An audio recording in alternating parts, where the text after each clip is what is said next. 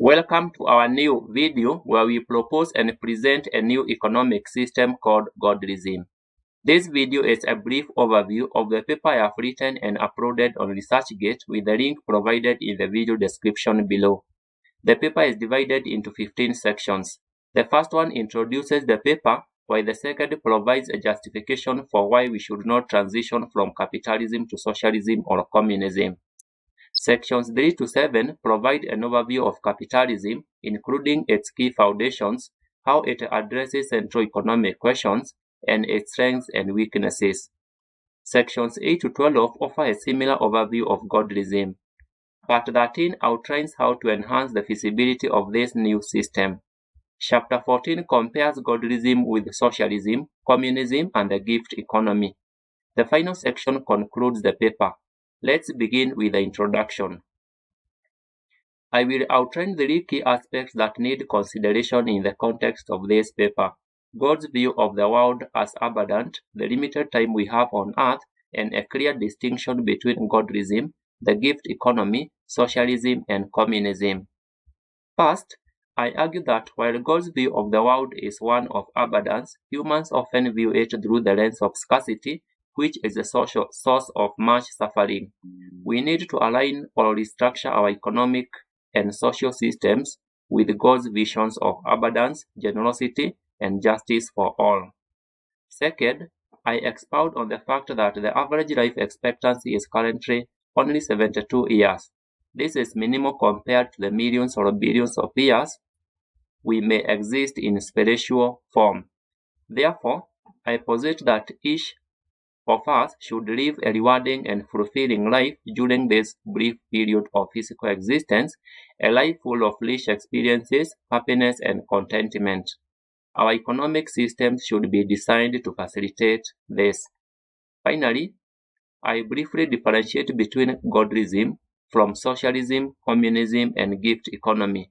I explain Godlism as a God-ordained economic system built on principles of fairness, justice, abundance, equity, humanity, sharing, love, generosity, compassion, and justice.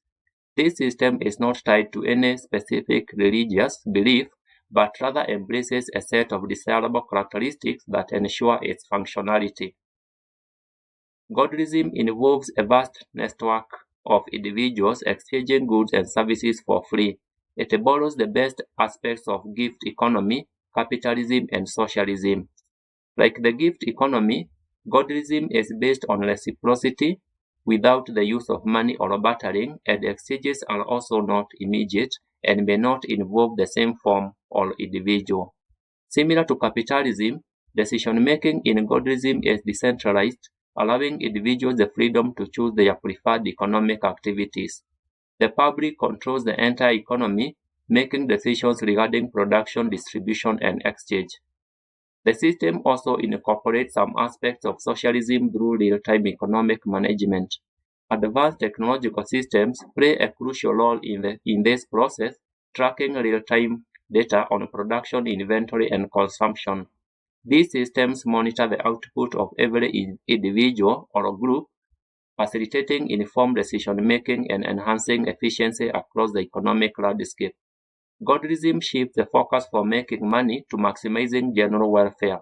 I provide a detailed discussion of Godlism in Part 8 and compare it with communism, socialism, capitalism, and gift economy in Section 14. In the second section, I provide a justification for not advocating for a transition from capitalism to communism or socialism. I demonstrate that both systems have been tried in several countries and failed, primarily due to resource misallocation and inefficiencies.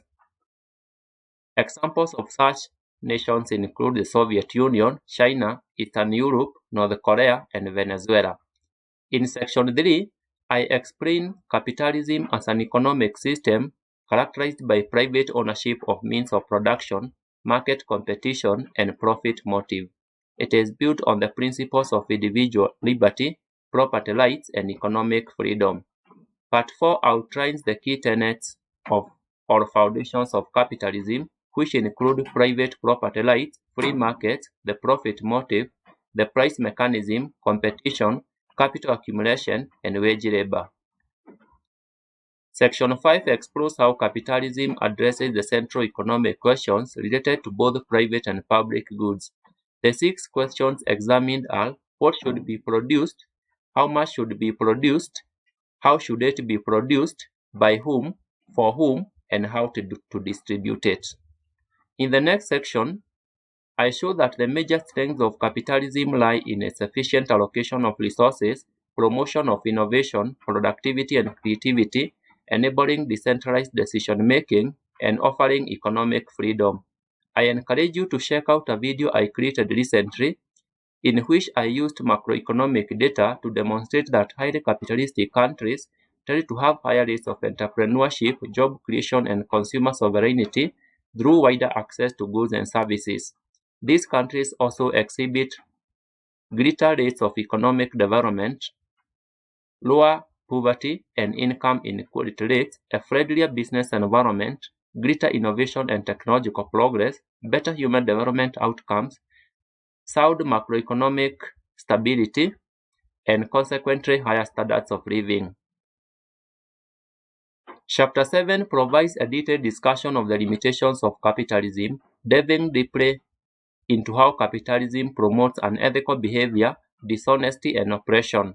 I begin by using the profit equation, revenue minus cost, to illustrate how it leads to an increase in dishonesty, the oppression of workers, selfishness, and overemphasis on earning money rather than delivering actual value. The chapter also examines how capitalism excavates income inequality. Specifically, I show how 1.1% of adults own 46% of the global wealth, while 52.5% own just 1.2% of the wealth.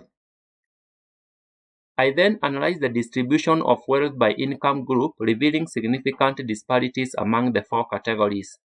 The chapter further explores the stratification created by the system, where a substantial share of individuals, especially in low and lower middle income countries, live in slums. It also discusses the rise in private goods and services such as hospitals, schools, and cars, which could be effectively provided through public means. I present a historical graph of private school enrollment as evidence. Additionally, I demonstrate that countries with high income inequality face undesirable consequences, including high homicide rates and low levels of trust. Next, I explore how capitalism leads to low supply by creating scarcity and artificial shortages, limiting access to resources and goods to those who can only afford them. This is achieved through the supply and demand mechanism, maintaining low supply to preserve product value, avoiding one-time solutions that eliminate problems, as recurring problems generate recurrent revenues, and perpetuating a system where only a small number of people own the means of production. I also discuss how capitalism stifles and suppresses innovation, particularly those that threaten the interest of government, large corporations, and organizations. To support this point, I provide 16 examples of breakthrough technologies and innovations that have been suppressed.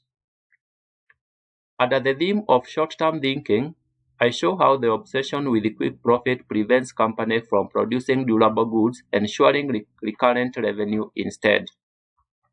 Although some companies like Patagonia, Rolex, Dyson, Levi's, or Miele produce durable, high-quality products, these tend to be very expensive and affordable only to a select few, thereby perpetuating inequality. I provide examples of 17 companies that once made durable, high-quality products but were forced to diversify into less durable, fast-moving products to ensure recurrent revenues. I also argue that many economic depressions have been caused by prioritizing short-term gains over long-term sustainability, presenting several examples from 1900 to 2015. The fifth shortcoming of capitalism explored in this chapter is how it limits people's thinking, freedom, choices, happiness, and human potential. This occurs when individuals are tied to jobs or activities that they dislike simply because they need to pay bills or have no other alternatives, rather than pursuing what they are truly passionate about. In this way, people end up doing what yields money rather than what they love. Furthermore, Capitalism employment system robs people of their time and control over their lives, both of which are critical to happiness. It is also difficult for many employees to leave the system and start their own business or create their own brand due to numerous responsibilities and the constant struggle to make money. This system this makes many people unwilling to risk or sacrifice comfort for the hope of something better, albeit uncertain. Therefore, I argue that capitalism limits people's dreams and creativity. To illustrate this, I present a graph showing that global job engagement is only one-third and just 23% in the USA, highlighting how detrimental capitalism is to jobs and employment. Point 6 challenges the notion that the price of something accurately reflects its value under capitalism. I explain how, in this system, the prices of goods and services are determined by their perceived market value and the forces of supply and demand rather than their actual social or intrinsic value, the effort required to produce them, or their productivity.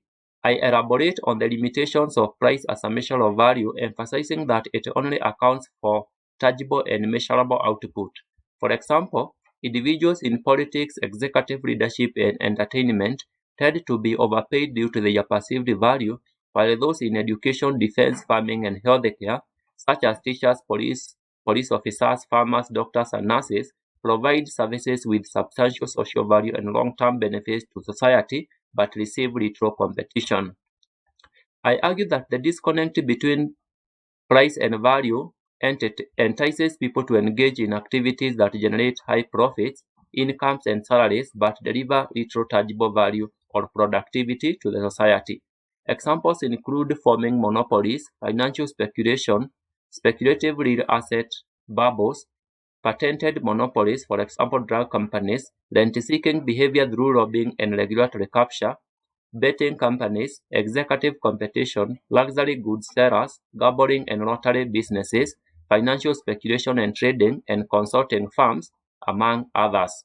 Additionally, I demonstrate that capitalism neglects important non-monetary activities because of its overemphasis on profits. This includes activities and relationships that are not easily quantified or monetized, such as caregiving, volunteering, and artistic expressions. In the next point, I explore how capitalism has commodified everything, including basic needs like healthcare, education, knowledge, including intellectual property rights, water, food, housing, elder care, child daycare, relationships, and dating, among others.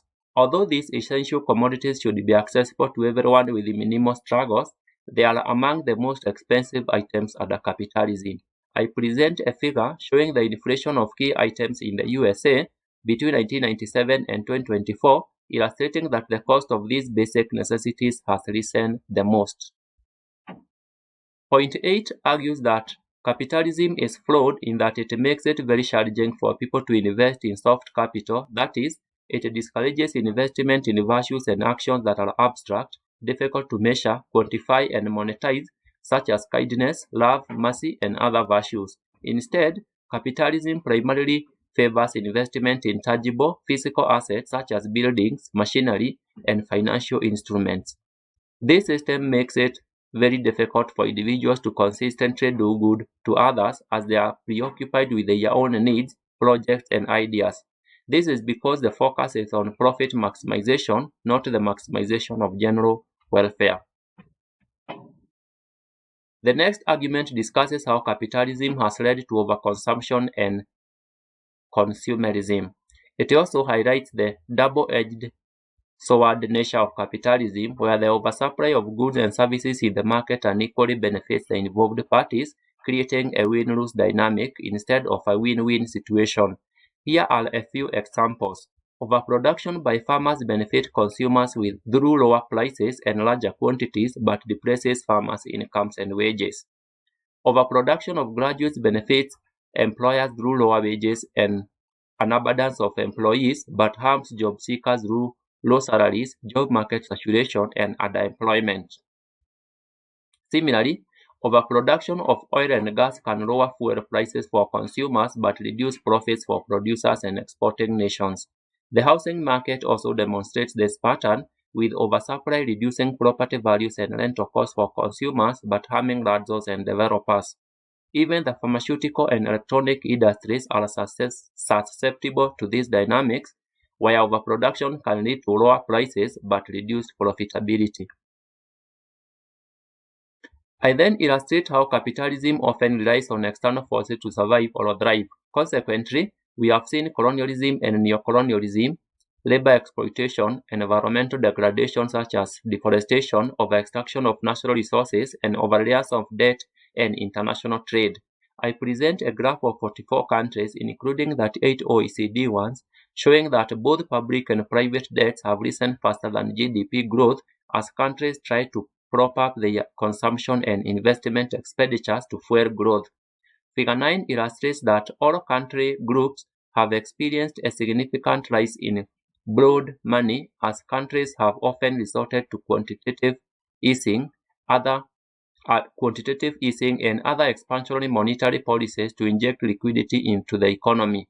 This has been a response to global growth stagnation over the last 15 years, primarily due to factors such as slowing productivity growth, demographic changes, that is, aging populations and low birth rates, structural shifts, primarily towards the service sector, and geopolitical tensions, for example, trade protectionism. In the long run, such expansionary monetary policies cannot be relied on or upon to deliver better results. Additionally, reliance on international trade to spark growth has its own shortcomings, which I have provided several examples of. Part 12 discusses how capitalism leads to inefficient resource allocation. This occurs primarily through the diversion of capital and labor away from essential goods and services that could alleviate poverty and improve living standards for the broader population, such as healthcare, education, and infrastructure. For instance, resources are often fueled or funneled into the production of luxury items for wealthy individuals, such as private jets, high-end sports cars, and extravagant yachts, because these products yield higher profit margins and are in high demand among the rich. Another example is the underinvestment in public goods, such as affordable housing, public transportation, education, and healthcare, because these areas may not generate immediate profits despite being essential services that could significantly improve the quality of life for low-income earners. The final shortcoming of capitalism lies in its exploitative, oppressive, and troubling history. Examples include slave trade, colonialism, and neocolonialism. Part 8 discusses Godlism and its functionings. Section 9 explores capitalism's two primary tenets: heavy technological integration and godly ethics and virtues. Chapter 10 explains how Godlism addresses fundamental economic questions, including those related to private and public goods, as in capitalism. Part 11 presents Godlism's strengths. It demonstrates how the system will enable widespread participation in meaningful economic activities, fostering full economic potential. Additionally, it will promote equitable resource allocation and distribution, strengthen social cohesion, trust, collaboration, and sharing, leading to improved quality of life and living standards. Godlism will also enhance sustainability, resilience, and foster risk-taking, innovation, and creativity. Finally, it discusses how the system will break down the pricing mechanism and also help in reversing the declining global population. Heading 12 discusses the limitations of Godlism, which include difficulties in coordination and resource allocation and distribution, managing and monitoring shifting needs and preferences, requiring a complete overhaul of the current institutional framework, technological and logistical challenges, requiring a massive shift in human psychology and values, lack of incentives and motivation for hard work, innovation, investment, and production, not being tested before, so we cannot use positive economics to evaluate it, and finally, resistance from capitalists. Section 13 examines how the feasibility of Godlism can be enhanced. This includes through participatory planning, building strong community values, education and skill development, technological infrastructure and automation, establishing community stores and reserves, creating efficient distribution system, conducting a pilot program for approximately 1 to 3 years, nationalization or abolition of monopolies, regulating big tech, reducing incentives for overconsumption, and fostering global coordination, cooperation, and solidarity. Part 14 compares the four economic systems across several aspects, including their objectives, assumption, and ownership of the means of production. It examines how equilibrium is achieved, the distribution of goods and services, and the nature of economic planning and decision-making. The analysis also covers the role of government, the profit motive, and social mobility, along with how value is created and the level of innovation within each economic system. Additionally, the comparison addresses the economic efficiency and stability, individual freedom, and the forces that drove its collapse, and the forces that drove its collapse. It considers economic inequality, incentives to work, motivations for business, price setting, social safety nets, and responsiveness to change. The final section concludes the paper by asserting that capitalism is flawed and cannot be relied upon to deliver sustainable development in the future. The summary argues that Godlism offers solutions to the problems created by capitalism and calls for collaboration among economists, policymakers, activists, and citizens to create a more sustainable economic system. Please read the paper for an in-depth analysis of these issues.